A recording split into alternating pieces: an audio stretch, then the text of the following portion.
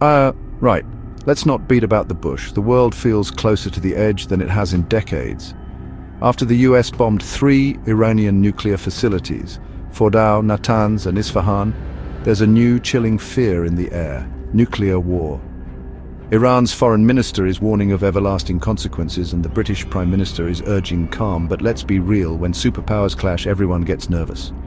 So, as a UK survivalist, what should you actually if the worst happens? Where's the safest place to be if a nuclear disaster hits home? Let's break it down fast. First up, some history. When Hiroshima was bombed in 1945, a man named Itzo Nomura survived just 170 meters from ground zero because he was in a basement. The International Commission on Radiological Protection still gives the same advice. Get inside, get underground, get as far from windows as you can. Think thick brick or concrete walls, a basement, or even an underground car park. Now you might be thinking, London's tube network. Perfect, right? It worked during the Blitz, but modern nukes are a different beast. Even the deepest stations like Hampstead might not be deep enough if there's a direct hit. Professor Andrew Futter from Leicester says bluntly, it probably wouldn't be deep enough. The truth is, if you're in the blast zone of a major city, your chances aren't great, no matter how many escalators you ride down.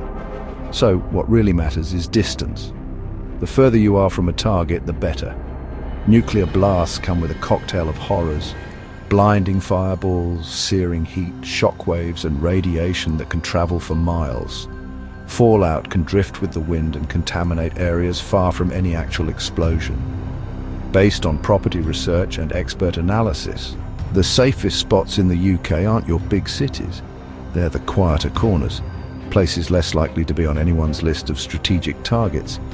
Here's the full rundown, so listen up. Cornwall, Weymouth, Folkestone, Dover, Margate, Clacton-on-Sea, Felixstowe, Brixworth, Bideford, Aberystwyth, Skegness, Isle of Anglesey, Barrow in Furness, Lancaster, Whitby, Carlisle, Dumfries, Berwick-upon-Tweed and Inverness. All fairly remote, all well away from the country's nuclear bullseyes. Want to go even further? The island of Fula in the Shetland Isles is about as isolated as you can get in the UK.